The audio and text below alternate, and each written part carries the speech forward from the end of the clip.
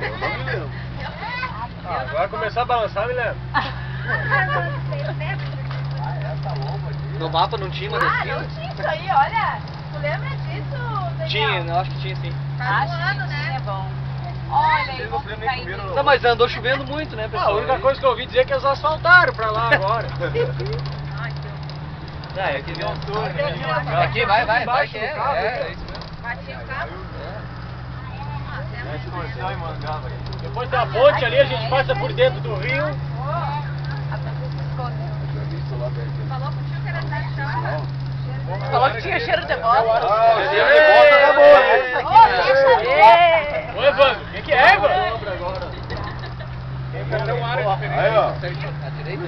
Lembra desse fedorão, hein? Mas não termina a estrada do sítio.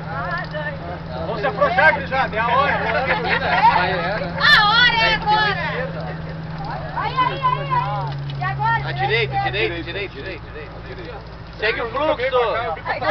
Segue o fluxo, pessoal. A direita porque a esquerda tá brava. A esquerda era pura pedra. Eu conhecia, nossa. Eu quis dizer que era na direita, mas quem não sabe muito bem. Ah, é que nem nós aqui. Tem uma dificuldade.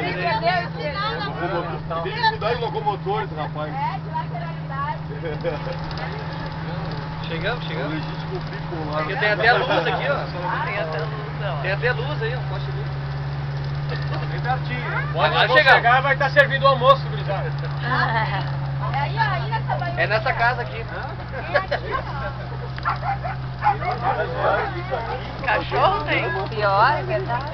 Como é que Vamos cachorro? comprar uma casa aqui pra lá e vamos voltar. Tu não viu que tinha uma radiante pra vender? No final de semana. Nós vamos parar pra perguntar. A Bruna disse que não vem.